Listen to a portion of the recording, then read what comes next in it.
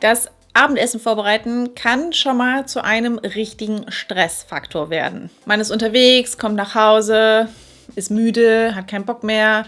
Es ist schon spät und dann muss man auch noch, ein komplettes Abendessen irgendwie auf den Tisch bringen. Aber habt ihr schon von Freezer Meals gehört? Mir ist das vor allem auch bei TikTok in letzter Zeit sehr häufig begegnet und es hat mich neugierig gemacht.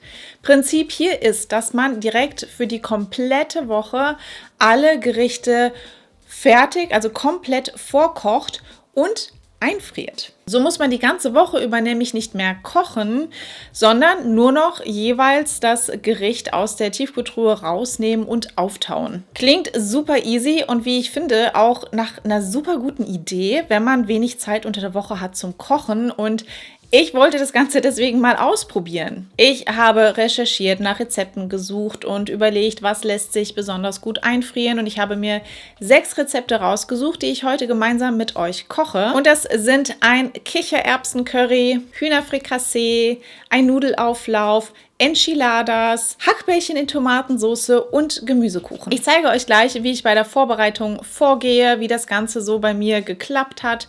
Und im Anschluss daran erzähle ich euch dann nach dieser Woche, wie mir das Ganze so gefallen hat, ob ich das nochmal machen würde, ob ich etwas ändern würde an meiner Herangehensweise und natürlich auch, ob ich das überhaupt empfehlen würde. Viel Spaß mit diesem Video. Nicht vergessen, einen Daumen nach oben da zu lassen, weil ihr mich damit ganz doll unterstützt. Und schreibt mir in die Kommentare, ob ihr euch auch vorstellen könntet, für eine Woche direkt alles vorzukochen. Ich lege los. Ich habe jetzt heute 6 Gerichte zu kochen. Ich habe alles mehr oder weniger, was ich dafür brauche, jetzt hier hinter mir oder neben mir aufgebaut. Und ich werde versuchen, natürlich so schlau wie möglich daran zu gehen, damit ich so wenig Zeit wie möglich in der Küche verbringe, damit das Ganze natürlich auch, schön zeiteffektiv ist. Das heißt, ich brauche für 2 oder mehrere Gerichte eine Tomatensauce. Ich setze einen großen Topf Tomatensauce an und verteile die dann auf diese jeweiligen Gerichte. Also ich brauche für 2, kann ich die gleiche nehmen, die gleich gewürzt ist. Für ein drittes werde ich die doch ein bisschen einzeln kochen. Nämlich für die Enchiladas, weil das halt so ein bisschen anders gewürzt wird. Da muss ich nochmal ins Rezept genau reingucken. Und als allererstes werde ich aber damit anfangen, erstmal alles klein zu schneiden. Also die ganzen Zwiebeln, Knoblauch, alles, was ich an Gemüse hier habe. Und dann geht es ans Kochen. Dann werde ich als allererstes die Tomatensauce aufsetzen und mich um das Hähnchen für das Hühnerfrikassee kümmern, dass das dann nämlich auch schon mal durchgegart ist. Und ich glaube, das könnte ganz gut werden. Stellt sich natürlich die Frage, wie das dann hinterher auch beim Auftauen ist, ob das dann auch wirklich noch gut schmeckt. Ich bin ja vor allem bei dem Nudelauflauf sehr gespannt, weil der ja nicht gebacken eingefroren wird, laut Rezept. Mal gucken, ob das alles so hinhaut. Ich werde ja natürlich hinterher berichten. Jetzt legen wir aber erstmal los mit dem Kochen. So viel Zeit habe ich nämlich nicht. Wir müssen anfangen. Wie schon gesagt, habe ich erstmal alles an Gemüse geschnitten. Erstmal ein paar Zwiebeln und ein bisschen Knoblauch. Das brauchte ich für mehrere Gerichte. Fürs Hühnerfrikassee brauchte ich Pilze und Möhren. Für den Nudelauflauf habe ich Aubergine, Zucchini und Paprika gebraucht und für die Enchiladas ebenfalls Paprika. Und für den Gemüsekuchen habe ich Kartoffeln, Brokkoli und Möhren genommen. Und das habe ich mir dann alles schon mal in Schüsseln vorportioniert. Also gerichteweise. Und dann habe ich mich erstmal an die Tomatensauce gemacht, habe die erstmal angesetzt. Ich habe es mir hier einfach gemacht und habe passierte Tomaten verwendet. Wie gesagt, einen großen Topf Tomatensauce und während das vor sich hingeköchelt hat, habe ich dann schon mal mit dem Gemüsekuchen angefangen, also etwas, das dann erstmal in den Ofen kommt. Die genauen Rezepte schreibe ich euch auch alle in die Infobox, deswegen schaut da gerne rein, aber ich rühre halt die einzelnen Zutaten zusammen, mache dann das Gemüse da rein und dann kommt der erstmal in den Ofen. Ihr seht hier, wie da gerade alles so ein bisschen gleichzeitig kocht. Da oben ist der große Topf Tomatensauce. Unten habe ich schon mal das Nudelwasser für den Nudelauflauf aufgesetzt. Und da ist das Kichererbsen-Curry, das ist da schon fast fertig.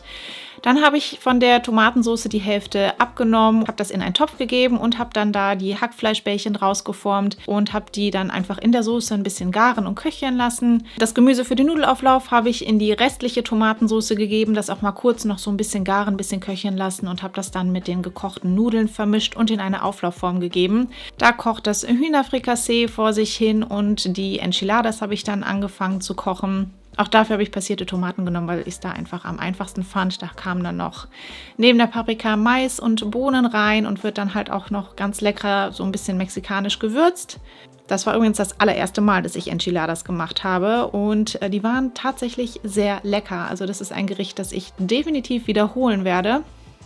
Nur das Formen der Röllchen war so ein bisschen eine sauige Angelegenheit. Übrigens auch nicht vergessen, die Auflaufform unten ein bisschen zu fetten, bevor ihr da die Tortillas reinmacht.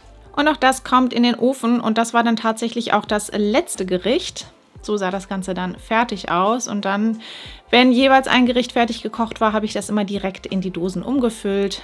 Bevor ich den Deckel dann aber immer drauf gemacht habe und das auch tatsächlich eingefroren habe, habe ich das aber komplett auskühlen lassen. Das ist halt ganz wichtig. Lasst die Gerichte komplett auskühlen. Auch bei dem Nudelauflauf habe ich das so gemacht, bevor ich den Käse da drauf gegeben habe, weil sonst wäre der mir wahrscheinlich vorher schon geschmolzen. Bei den Auflaufformen habe ich das so gemacht, ich habe die ganz dick und dicht mit Frischhaltefolie eingepackt und dann ging das Ganze ab in die Tiefkühltruhe. Es folgt mein Fazit zu dieser Woche mit Freezer Meals.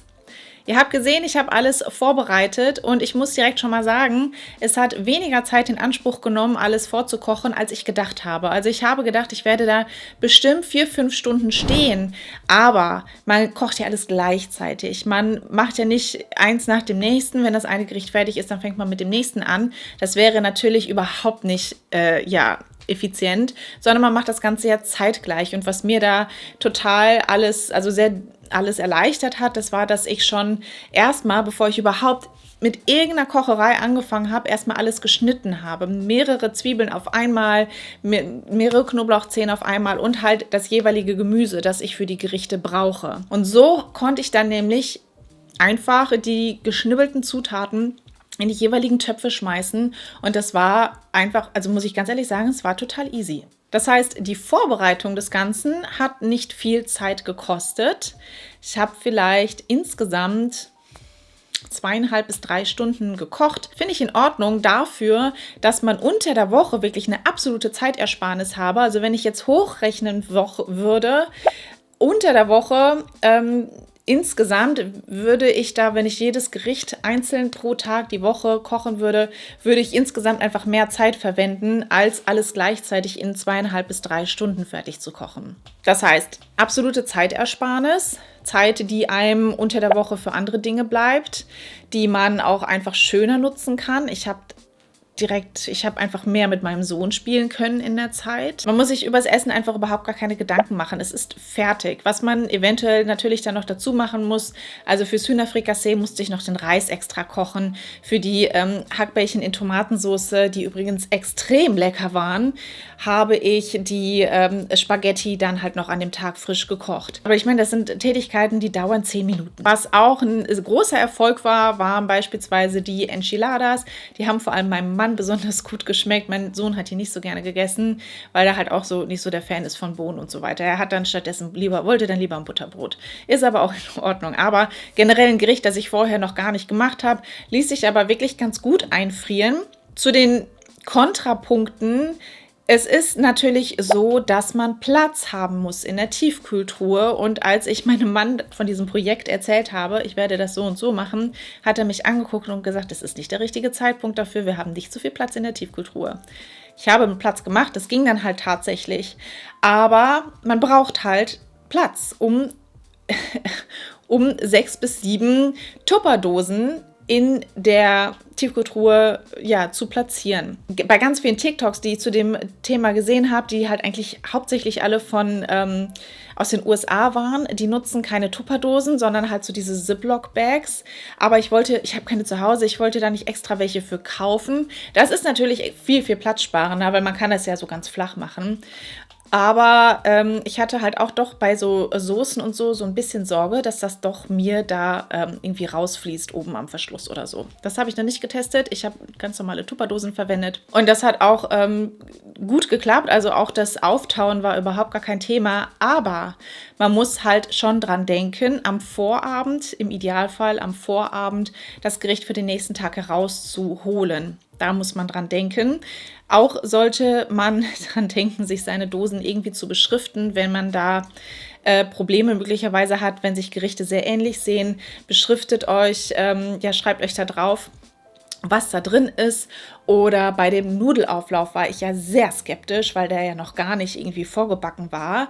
Schreibt auch da vielleicht einfach der Einfachheit halber drauf, wie lang der dann in den Ofen muss. Den habe ich ja komplett eingefroren, also den habe ich ja gar nicht erst aufgetaut, sondern komplett eingefroren, wie er war, in den Backofen gepackt, abgedeckt mit Alufolie backen lassen und dann zum Schluss die Alufolie runtergenommen. Das hat auch funktioniert, aber trotzdem so ein paar Dinge würde ich beim nächsten Mal vielleicht anders machen. Also ich würde das nochmal machen, weil ich fand es einfach, unter der Woche war es wirklich so angenehm. Es war so angenehm, sich überhaupt nicht groß um das Abendessen kümmern zu müssen. Deswegen werde ich das wieder machen. Ich werde vielleicht nicht wieder 6 Gerichte oder mehr direkt für eine ganze Woche vorkochen, sodass man eine Woche lang wirklich nur aus der Tiefkühltruhe isst, sondern ich werde mir vielleicht gezielt immer mal wieder ein paar an einem Wochenende, keine Ahnung, 2, 3 Gerichte raussuchen, die ich vorkoche und einfriere.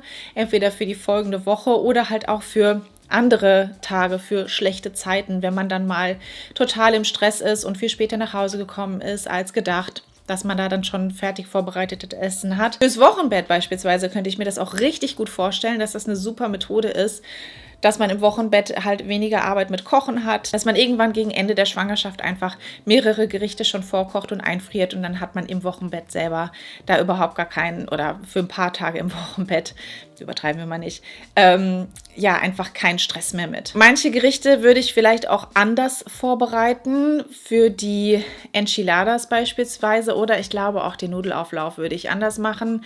Da würde ich dann jeweils nur die Soße einfrieren und den Rest dann vielleicht am Tag selber fertig frisch zubereiten. Heißt, für den Nudelauflauf dann halt die Soße auftauen und dann einfach die Nudeln frisch kochen und das mit der Soße vermengen in die Form, Käse drüber und ab in den Ofen. Auch weil man doch so ein bisschen Platz in der Tiefkühltruhe spart, weil so eine Auflaufform nimmt halt einfach schon sehr viel Platz in der Tiefkühltruhe weg. Alles in allem aber finde ich das super. Ich kann es auf jeden Fall empfehlen und ich glaube, ich werde das auch nochmal machen und vielleicht werde ich euch da auch nochmal mitnehmen, nochmal andere Rezepte ausprobieren. Wenn ihr da Lust drauf habt, dann schreibt das jetzt in die Kommentare. Macht irgendwie, Daumen nach oben bei dem Video, falls ihr es noch nicht gemacht habt, oder auch einen Daumen nach oben irgendwie in die Kommentare als Emoji oder so. Aber lasst mich irgendwie wissen, wenn ihr da nochmal ein Video zu wollt, dann mache ich das nämlich auf jeden Fall. Aber nächste Woche gibt es erstmal ein anderes Video. Ich freue mich, wenn wir uns da wiedersehen und sage bis dann. Tschüss.